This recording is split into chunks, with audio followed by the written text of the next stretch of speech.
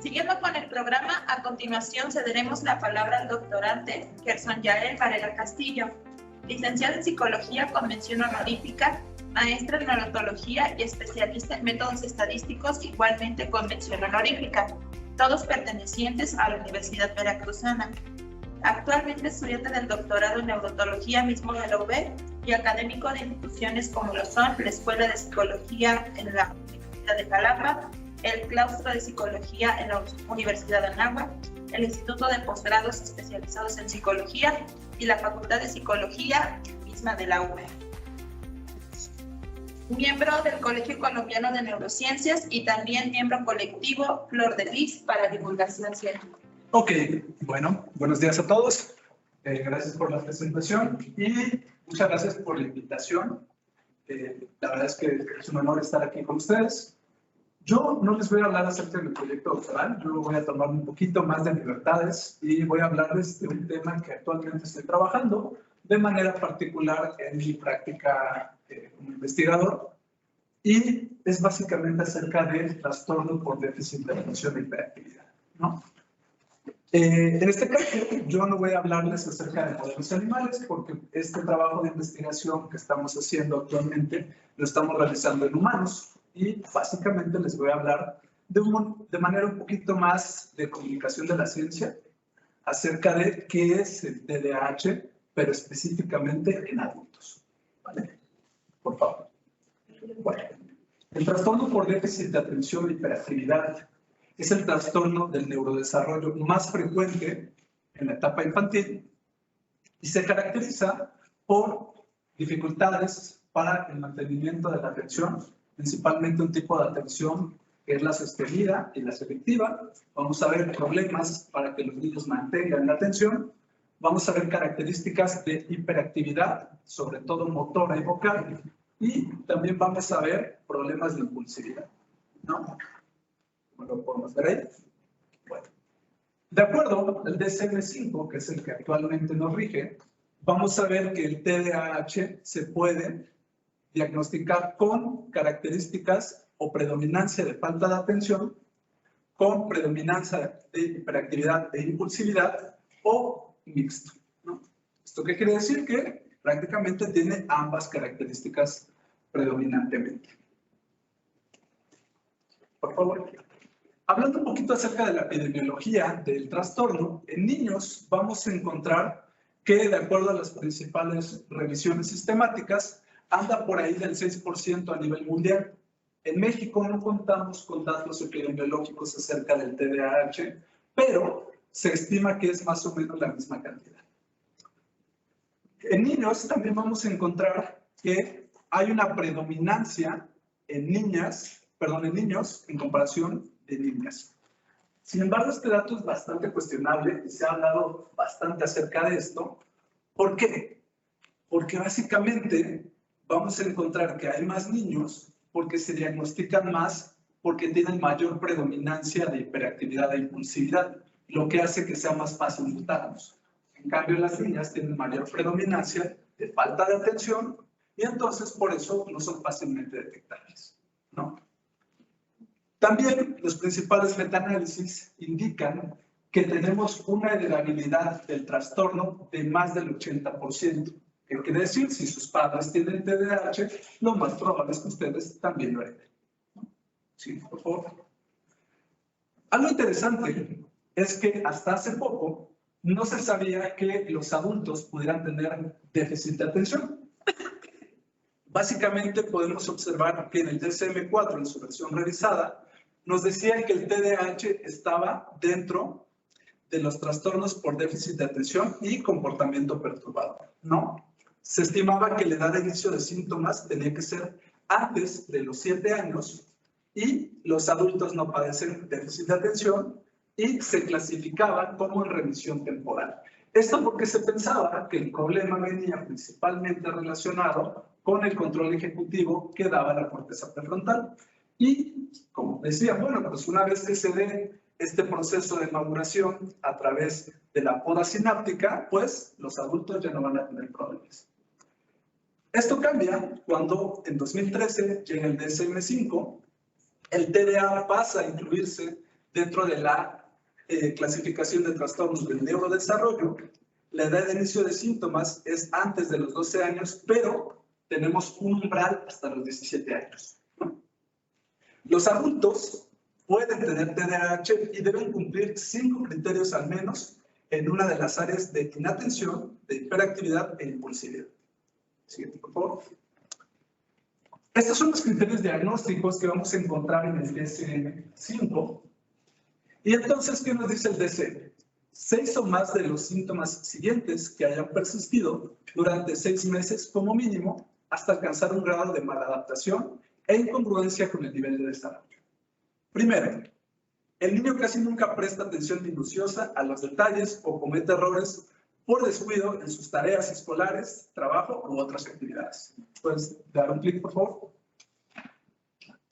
Podemos observar aquí un caso bien interesante en donde el niño se presenta a la escuela con la ropa al revés. Podría estarnos indicando una característica de inatención, ¿no? O también, esta es muy clásica, el niño lleva uniforme el día que no se tenía que llevar uniforme, ¿no? Son bien característicos. La siguiente, por favor.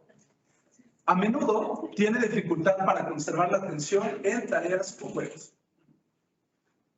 Vamos a ver niños con múltiples juguetes y múltiples cuestiones que le pueden llamar la atención, pero que difícilmente van a mantenerla sostenida en una sola. Además, que van a evitar los juegos colaborativos en donde se tengan reglas muy específicas. Siguiente, por favor. Con frecuencia parece no escuchar cuando se le habla directamente. Y esto, a diferencia de un comportamiento oposicionista, ¿no? No quiere decir que el niño no te quiera apelar, sino que simplemente no puede hacerlo. O está fijando su foco atencional en otro estímulo. Siguiente, por favor. A menudo no cumple las instrucciones ni termina sus tareas escolares, deberes caseros u obligaciones en su trabajo, no debido a comportamiento de oposición o imposibilidad de entender las instrucciones, por lo cual le llueven los sellos en la escuela de mala conducta, de que no trabaja, de que no cumplió con su tarea, de que es impuntual, ¿no? De que no trae los útiles completos. De ahí viene también una característica bien común en estos niños que tienden a ser catalogados como distraídos, como que no les interesa, y esto generalmente va a terminar afectando también a su desempeño académico. A menudo tiene dificultad para organizar tareas y actividades, es decir, la planificación está bastante alterada, que es una función ejecutiva fundamental para la adaptación. Otra característica de inatención es que suele evitar o muestra aversión o rechazo a emprender tareas que exigen esfuerzo mental sostenido y por ende buscan muchas veces actividades que sean fácilmente realizables o que por el contrario puedan obtener un reforzamiento inmediato. Por eso vemos que los niños con déficit de atención muchas veces van a buscar videojuegos. ¿Por qué? Porque en los videojuegos vamos a obtener un reforzamiento inmediato, ¿no? Es mucho más sencillo mantener la atención en un videojuego que te refuerza constantemente que en hacer la tarea en donde el estímulo reforzador va a llegar mucho después. A menudo pierde cosas necesarias para tareas o actividades como juguetes, asignaciones escolares, lápices, libros o herramientas.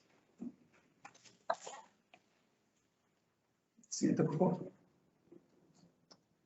Útiles, y los papás se desesperan con estos niños. ¿Por qué? Porque al principio les compran todos los materiales necesarios para la escuela, pero el segundo día ya no trae nada, ¿no? Incluso el suéter o la mochila o cualquier otro tipo de cosa. Siguiente, por favor. Con frecuencia lo distraen con facilidad de estímulos extraños. Son niños que el foco atencional va a cambiar muy fácilmente y, por ende, no va a poder mantener una atención sostenida. Finalmente, suele ser olvidadizo en actividades de la vida diaria, como la cartulina, ¿no? Siguiente, por favor.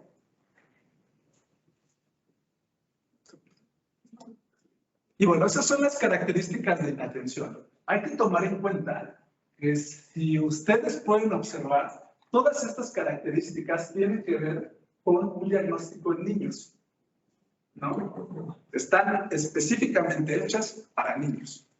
¿Vale? Vamos a ver con la impulsividad. A menudo muestra inquietud con las manos o los pies o se contorsiona en asiento, ¿no? Básicamente niños que todo el tiempo están con el pie moviéndose y eso lo podemos observar claramente.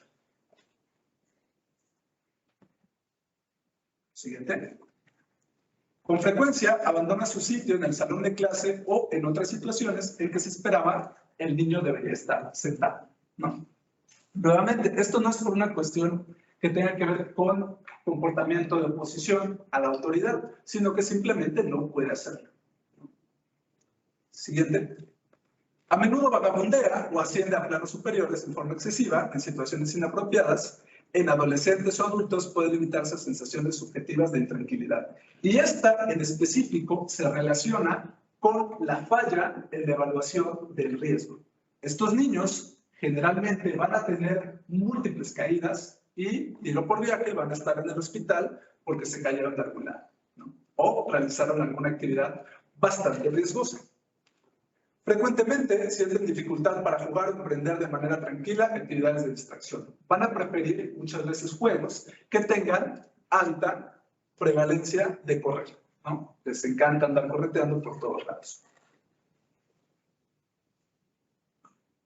Dentro de las comorbilidades que encontramos en niños con déficit de atención, vamos a encontrar ansiedad, depresión, por supuesto, trastorno negativista desafiante, conducta disocial, dispraxia de la motricidad fina gruesa, en algunos casos síndrome de Tourette, y esto tiene que ver con las características neurobiológicas del trastorno, que son compartidas con el TDAH, tics crónicos, y este es bien interesante porque cuando ya son adultos, este es súper común, ¿no?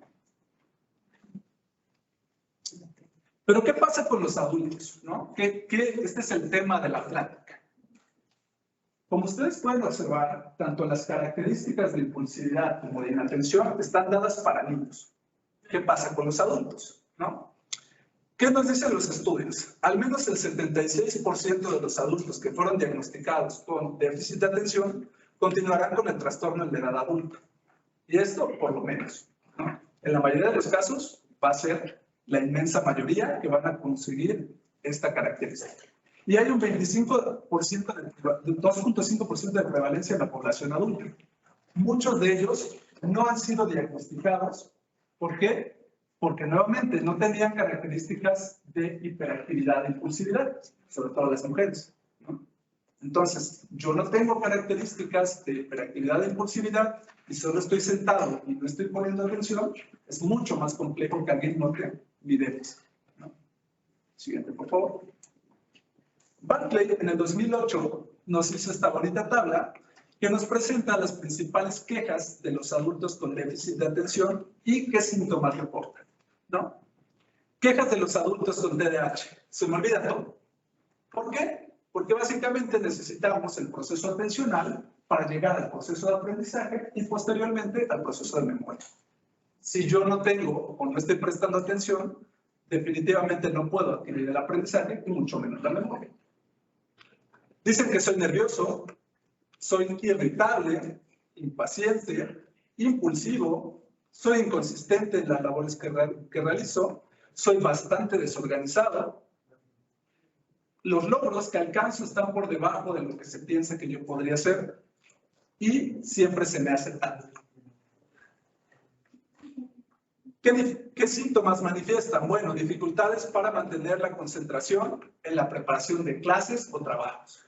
Te vas a tardar horas haciendo una clase que podrías haber hecho en media hora, ¿no? Problemas para iniciar proyectos. Esta parte es bien interesante porque ahorita vamos a ver la parte neurobiológica del trastorno. ¿Qué tiene esto que ver con la dopamina? No escucha ni lee instrucciones. Tiene dificultad para mantenerse alerta o despierto en situaciones aburridas. Generalmente, un adulto con TDAH va a ser un consumidor crónico de cafeína, porque todo el tiempo se está durmiendo. Sí, había menos presentes. También soy un consumidor crónico de cafeína. Manifiestan fallas en la memoria. Nuevamente, no estás prestando atención, ¿cómo vas a tener memoria, ¿no? Distracción fácil con pensamientos irrelevantes. Toma de decisiones impulsivas. Tarjeta de crédito a full, compás en línea, a todo lo que da. Impaciencia, dificultad para tolerar la espera. Siguiente, por favor. Y bueno, de acuerdo a las revisiones sistemáticas, encontramos nuevamente estas características, ¿no? Impulsividad en la toma de decisiones. ¿Qué pasa? Tengo dinero, me lo gasto en ese momento, ¿no? Tengo una tarjeta de crédito, la sobregiro porque puedo y me gusta comprar y me encanta el reforzamiento instantáneo. Comprar, evidentemente, pues te genera un reforzamiento bastante rápido. Este es muy común, la habilidad emocional. ¿Qué quiere decir esto? Personas que se desbordan. Sobre todo, emociones relacionadas con la ira, ¿no? Fallas en la memoria y dificultad o incapacidad para recordar sucesos de la infancia. Nuevamente, si no fuiste diagnosticado cuando eras niño y dices, bueno, es que la mayoría de las personas recuerdan perfectamente cómo fue su infancia y yo nada más tengo blanco, pues muy probablemente pueda ser que tengas déficit de atención, ¿no? Dificultad para mantenerse despierto en situaciones aburridas. Por eso son consumidores crónicos de café, porque si no, te quedas dormido. Ahorita vamos a ver cómo funciona el café y por qué es tan utilizado y socorrido por las personas con déficit de atención. Somos malos planificando, iniciando y manteniendo tareas que requieren esfuerzo cognitivo. ¿Qué pasa en la edad adulta? Básicamente se nos quita la hiperactividad motora, pero aumenta la inatención y por supuesto la impulsividad va para arriba. Hablemos un poco acerca de cómo está el cerebro de las personas con déficit de atención que ya son adultos. En esta imagen de Purpur podemos observar algunas de las vías neurobiológicas que están afectadas y que han mencionado que participan en este proceso neurobiológico. Básicamente vamos a ver que están implicados dos neurotransmisores fundamentales, la dopamina y la noradrenalina. Las vías que principalmente están afectadas son las vías dopaminérgicas, haciendo énfasis en la mesocortical y en la mesolímbica, y en el caso de la noradrenalina, a partir del núcleo del locus coeruleus hacia el resto del cerebro, pasando por las proyecciones hacia la corteza prefrontal. Siguiente, por favor. Hablando específicamente de la corteza prefrontal, vamos a ver qué es la estructura del cerebro, que es evolutivamente más reciente, es decir, básicamente los seres humanos somos los que tenemos una corteza prefrontal más desarrollada. Y en el caso de seres humanos, de acuerdo a la neuropsicología, podemos nosotros clasificar a la prefrontal en tres partes, que va a ser la corteza dorsolateral, que pueden ver ustedes acá, la corteza orbitofrontal, que si se tocan por arriba de sus órbitas, van a encontrar ahí la orbitofrontal y la frontomedial, ¿no? Esta corteza obtiene su máximo punto de maduración por ahí de los 20 años de edad, en donde se da este proceso de poda sináptica y se supone que en personas neurotípicas alcanzamos la maduración, ¿no? Siguiente. Hablando específicamente de la corteza orbitofrontal y del fallo en el control de impulsos, vamos a encontrar que esta parte del cerebro es fundamental para regular la conducta social. ¿Qué nos quiere decir? ¿En qué participa la orbitofrontal? En el análisis y en la toma de decisiones. ¿Debería comprarlo? ¿Lo necesito realmente? Sí lo necesito, ¿no? Motivación y planificación. ¿Por qué? Porque tiene conexiones directas con el sistema de recompensa cerebral. Entonces, toda conducta que esté acompañada de un refuerzo, la orbitofrontal va a buscar que se repita. Si me la pasé padrísimo en la fiesta, pues voy a buscar que se vuelva a repetir, ya que la cruda me traiga consecuencias. En la inhibición conductual, evidentemente, cuando viene la parte de la impulsividad, si no soy capaz de inhibir mi conducta adecuadamente, pues voy a tener problemas sociales. Y no es lo mismo tener estos problemas cuando eres un niño, de que vas y le pegas a tu compañero y te llevan a la dirección que ser un adulto, pegarle a otro adulto y que te lleven a San José, ¿no? Evidentemente cambia bastante. Por supuesto, nos va a permitir la gestión emocional de la agresividad. Nuevamente, característica de los adultos con déficit de atención, la habilidad emocional. Problemas vamos a tener ahí en el funcionamiento de la órbita frontal. Siguiente, por favor. En el caso de la prefrontal dorsolateral, está mucho más implicada en el funcionamiento cognitivo. ¿Qué quiere decir esto? Esta es la que nos permite prestar adecuadamente atención. ¿En qué participa? En la memoria de trabajo y en el lenguaje estructurado, que básicamente lo que digamos tenga un sentido y una coherencia.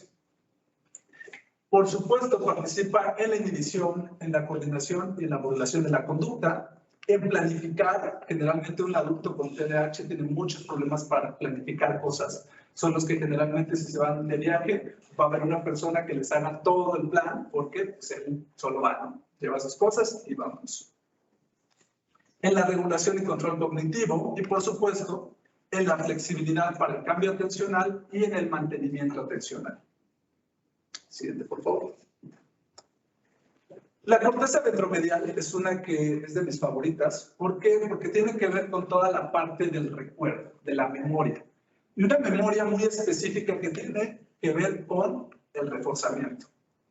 Básicamente, todo lo que para nosotros sea reforzante va a llegar a esta parte del cerebro y va a buscar que se repita. Si gané en el casino, que vuelva a pasar. Voy a volver a ir hasta que vuelva a ocurrir, ¿no? Si generó una infidelidad, pues me gustó cómo se sintió, que vuelva a ocurrir. Porque la secreción de dopamina aumenta y esto llega aquí, a la ventromedial, para que cuando estés en un estado de reposo, te vuelva a decir el cerebro, queremos volver a sentir esa descarga de dopamina. Siguiente, por favor.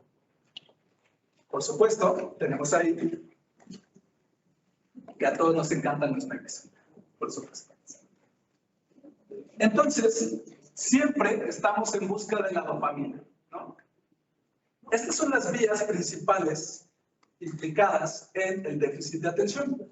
¿Qué tenemos? A la vía mesolímbica que va del núcleo accumbens al área tegmental ventral, que es el núcleo accumbens es el principal reservorio dopaminérgico del cerebro. De ahí vamos a tener del núcleo accumbens hacia la corteza prefrontal medial. Nuevamente va a mandar sus proyecciones hacia la órbita frontal, hacia la ventromedial y hacia la dorsolateral.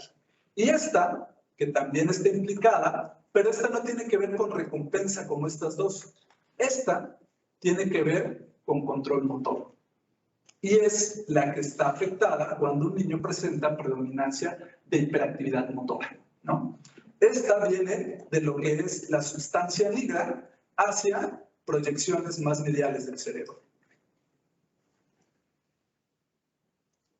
En esta imagen pueden observar también en qué participan, por ejemplo, las vías, ¿no? La vía mesocortical, vamos a ver que tiene proyecciones del área tegmental ventral hacia la corteza, modula funciones cognitivas y emocionales y, por ejemplo, específicamente se ha relacionado con funciones en, por ejemplo, en esquizofrenia, porque sabemos perfectamente que fármacos que inhiben o que funcionan como antagonistas dopaminérgicos son capaces de controlar los síntomas positivos de la esquizofrenia, ¿no? En el caso del déficit de atención también está implicada esta vía y en desórdenes afectivos.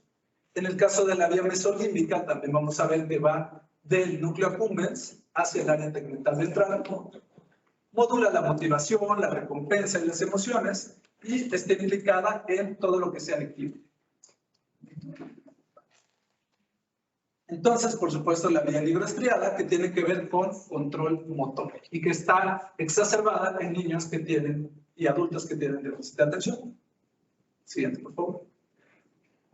Estas son algunas de las partes que componen a la vía mesolímbica cortical, el núcleo accumbens, el área tegmental ventral y la prefrontal. Siguiente.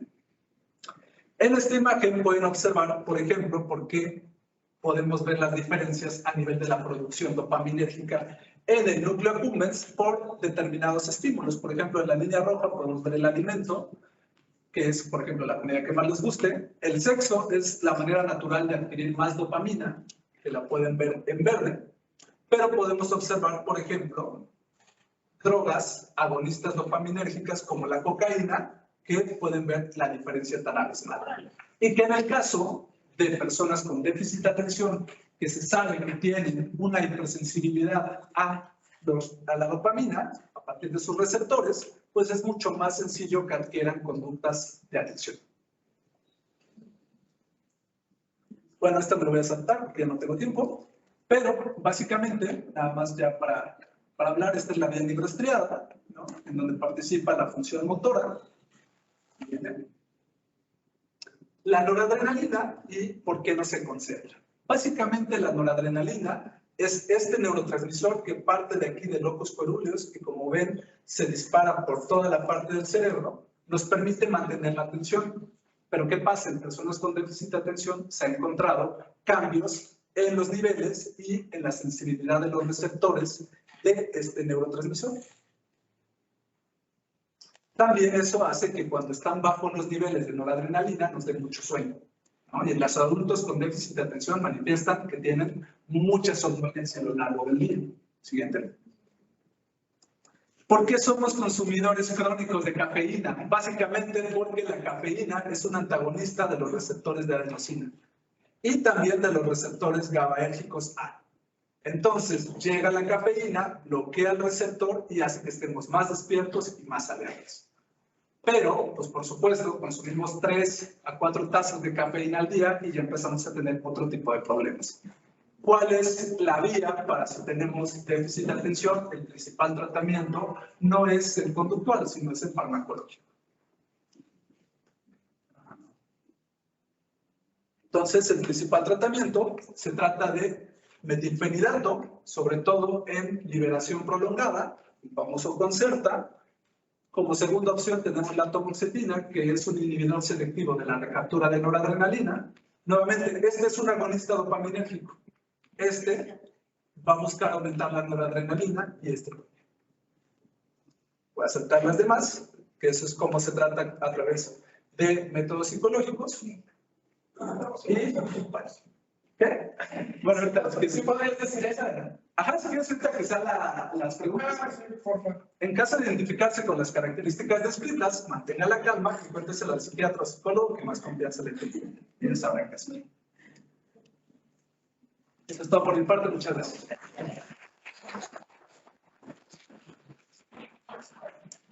Pues ya empezamos las preguntas. ¿Yair? Sí, me podría regresar de la parte de tratamiento. Ah, claro. Y bueno, primero una pregunta, ¿no? Sí. Primero felicitarte porque estuvo muy buena la ponencia, la verdad. Yo tengo muchas dudas al respecto de este problema del déficit de atención y también, bueno, del TDAH, entonces me dieron así como que los que me interesaban, ¿no? Escuchar. Entonces está muy bueno. Muchas gracias. Y en esta parte, al principio, me parecía que todo tenía una explicación conductual. O sea, pareciera, ¿no? Que va por ese rumbo. Y muchas veces el error en el que caemos los psicólogos y los que están en maestros de primaria, por ejemplo, es que dicen, los niños son niños, ¿no? Y está la otra parte, que todos los niños que tengan alguna conducta disruptiva ya son TDAH, ¿no? Entonces, en la creencia está de tratamiento conductual, ¿no? Tratamiento conductual. Y ahí será mi pregunta, ¿no? Sí. El tratamiento que se le da a estos niños, yo me imaginaría desde el sentido común que sería para el diagnóstico tanto conductual, para identificarlo, y con el psiquiatra, con el neurólogo, ¿no? Aquí el responsable de hacer el diagnóstico es el psiquiatra. O en el caso del niño, el psiquiatra, ¿sale? No es el neurólogo, porque también muchos neurólogos hacen eso y no es el neurólogo, no es el médico general tampoco. El que tiene que hacer el diagnóstico es el psiquiatra y el psiquiatra de la edad adulta, ¿no? En la parte del tratamiento, lo que te dice la guía de práctica clínica es, primer forma de tratamiento farmacológica. Si no funciona, bueno, más bien es más un coadyuvante, la terapia psicológica, lo primero que se hace es psicoeducación. Necesitas explicar de manera práctica y fácil al paciente y a la familia que implica el déficit de atención. Después vamos a tener, por supuesto, lo que te dice la literatura, la terapia psicológica con mayor respaldo científico es la terapia cognitivo-conductual, ¿no? Para tratamientos del déficit de atención. También se sabe que, por ejemplo, el análisis funcional de la conducta también es bastante socorrido. Y en este caso, como ustedes saben, en el análisis funcional de la conducta, no necesitamos a priori saber que tiene un diagnóstico, sino que tú te vas a enfocar en conductas en específico que quieran reforzar. Entonces, por ejemplo, si el niño se para, ¿qué vas a buscar? Que el niño no se pare, ¿no? Y eso es lo que vas a buscar. Se busca que el niño se siente, que no se pare. Pero viene ahí el problema con la parte realmente del déficit de atención. El niño puede no estar parado, pero si no te está prestando atención, ¿qué más da? Es ir trabajando, ahí más bien es cada uno de los elementos, irlos trabajando por separado. Primero, no es solo la conducta del movimiento, es el trabajar la atención y poco a poco centrando, llevando al niño para focalizar la atención. Pero en el sentido de que ya implica lapsos, ampliando los lapsos en los que el niño atiende y ir trabajando los distintos tipos de atención, la auditiva, la visual, para alcanzar sí, pues eso que sea funcional. Eso es lo que se hace la terapia, el análisis funcional. Pero lo que preguntaba era con respecto ya a lo biológico, ya es un impedimento. Claro, definitivamente por eso es el principal, la vía farmacológica, porque una vez que estabilizas con fármacos ya es mucho más fácil aplicar la psicoterapia. Pero, perdón, ya no voy a dar una última pregunta. Lo más responsable sería canalizarlo. Sí, claro. O sea, lo más responsable es ver con el psiquiatra y ya después trabajamos en conjunto, ¿no? Entonces sería lo más ético y lo más responsable. Como nosotros. De hecho, eso es lo que te dice la guía de práctica. Sí, pero lo que se hace es otra cosa. Sí, claro. Entonces, por eso yo creo que eso es importante como mencionarlo y tenerlo muy presente, ¿no? A mí a veces se me puede olvidar. Sí. Vamos en orden. Primero levantó la mano el doctor Daniel y luego. Mira, entiendo que la perspectiva que planteas en el modelo de neuropsicología de las ciencias, que la base está en la parte biológica. Pero hay un problema con la parte social, porque todo comportamiento humano es social. Es decir, todo comportamiento social tiene reglas y criterios que por las circunstancias y épocas y momentos. Yo soy un TDAH de origen. Pero depende cuál es el proceso de formación. No recibí ningún tratamiento médico, porque no se conocía. En mi época no había TDAHs. Había niños problemas de salud de clase. Que de hecho el TDAH se sabe desde hace bastante tiempo. No, evidentemente no Y menos en México, no sé. Ya, o sea, la ciencia, las escuelas, el pueblo no lo sabe. Siempre se hacían. Por lo tanto, se observa y se puede diagnosticar dependiendo de la actividad que tengas. ¿Sí? Y si el TDAH es una maravilla para hacer ciertas cosas, y no ser TDAH en otras circunstancias, es un problema. Claro, el TDAH, como muchas de los problemas que tenemos rotulados, son socialmente marcados y están diagnosticados por el DNI. Por lo tanto, yo creo que había que tener cuidado, ¿sí? Para rotular a alguien como TDAH, porque se queda para toda la vida. Pero no es un asunto de... Eso es una perspectiva, ponerlo como autista, ponerlo como lo que quiera, es un problema porque se queda para toda la vida. Esto es interesante. Okay, y uno lo asume y sin embargo, si uno sigue las reglas de la vida y encuentra un educador, como un educador puede tener la sabiduría natural para educarte y ponerte más tarea y actividad, y muchas de esas cosas que están ahí pueden ser cuestionables desde el punto de vista social. Pero eso es un ideal, pensar que vas a tener un educador todo el tiempo pertinente, competente. No estoy cuestionando estadísticas perfectas. Lo que me estoy cuestionando es que no puede uno colocar el problema del TDAH, cualquier problema, porque los seres humanos vivimos en sociedad y hay criterios sociales que nos permiten identificar. Bueno, a veces desaparecen con la actividad misma que tienen. Yo creo que es un problema grande nuestro. Bueno, ahora sí vamos a ceder la palabra a Gillo. Mira, me parece muy interesante, muy importante tu trabajo de investigación. Sin embargo, mi comentario va más en función un poco de lo que comentaba el doctor Daniel. Nosotros hablamos, o tú hablabas, del trastorno de déficit de atención en adultos. Y como muchos de ellos no son diagnosticados o nunca son diagnosticados o se dan cuenta que tienen ciertos rasgos o son diagnosticados hasta la edad adulta. Y muchos de ellos son muy funcionales, ¿no? Se terminan siendo muy funcionales. Yo porque nunca se les dijo o nunca se les puso la etiqueta, nunca se compraron la etiqueta, entonces tuvieron que desarrollar estrategias que les permitieran superar todas estas barreras sin el medicamento, ¿no? Sin esta necesidad del fármaco. Entonces, a mí por ahí me parece que hay una situación de investigación muy interesante. ¿Por qué? Porque hay mucha población que sí, que te dicen hoy, es que, ¿sabes qué? Tú tienes es que tienes déficit de atención. Ah, pues, padre, porque toda la vida se resolvió hace uno sin la etiqueta, ¿no? Esa por parte ahí hay una línea de investigación que es muy interesante porque viene la parte, y justamente la mayoría de los adultos con déficit de atención no están diagnosticados, pero viene una parte interesante, son funcionales en una parte de su vida, ¿sale? Eso es bien, bien importante.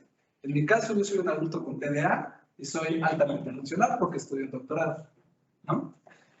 Pero, ¿qué pasa? Yo, en la vida diaria, soy un desastre. Dejo mi coche abierto, pierdo mi teléfono, me gasto todo el dinero.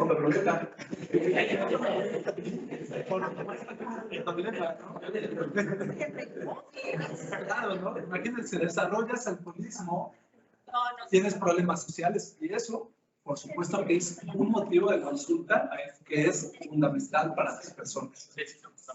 Entonces, El ponente quería hablar. La maestra Cecilia. Yo tengo una pregunta muy personal.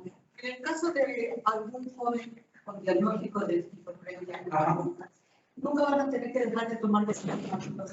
no, en el caso de la esquizofrenia, Donde se les proteja y todo. pues es que depende. Si tienen muy marcados los síntomas positivos de las alucinaciones y los delirios, difícilmente va a poder dejar el medicamento. O de sentirse perseguido, nada más. Delirio de persecución. Pero lo demás funciona bien, pero se dedica a las matemáticas y descuida todo lo demás. Exactamente, es que nuevamente, si nos vamos por esta función, para la redundancia funcionalista, pues estamos hechos nada más para qué, para producir, ¿no? Aguas ahí con pensar en que simplemente por el hecho de ser productivo, pues eso es algo bueno, ¿no? Es que depende de cómo entiendas la función. Es que depende de eso, ¿no? O sea, yo creo que todos los acentos tienen la palabra.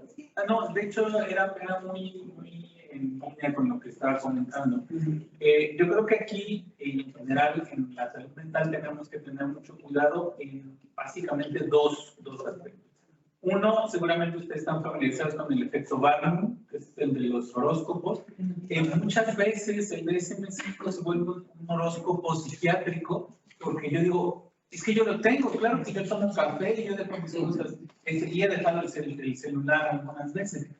Es muy importante entender que cuando dice, o sea, que el DSM-5 es un manual de diagnóstico estadístico, y ahí hay que tener mucho cuidado, porque, o sea, en la medicina nosotros establecemos los diagnósticos y la diferencia entre qué es salud y qué es enfermedad es una es una diferencia que establecemos a partir de varios criterios, de los cuales solamente uno es el de la normalidad. Y ya el problema de la normalidad es un problema serio en cuestión de sistemas biológicos. Cuando empezamos a preguntarnos qué es normal en un individuo, como bien dice el doctor, dependerá de lo que defina su cultura, lo que defina su contexto, su microambiente social, y esto nos puede llevar a que ciertas conductas que yo puedo considerar patológicas en el cuarto de junto no son patológicas.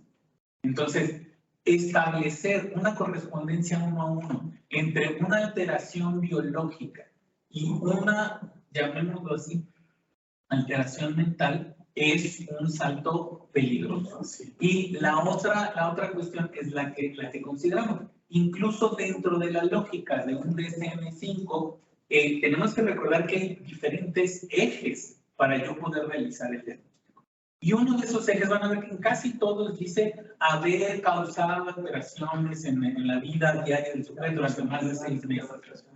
Entonces, ¿qué es lo que pasa? Yo estoy definiendo estas enfermedades en términos de la alteración que producen. Por eso yo tengo mucha reticencia a llamarle, es que es una depresión enmascarada, es que es un TDAH funcional. Entonces, no estás cumpliendo tus propios criterios de enfermedad. No te puedo diagnosticar si eres funcional. Entonces, yo estoy seguro que si ahorita nos hacemos todos una biometría hemática y medimos cuánto tenemos de hemoglobina, va a haber variaciones enormes.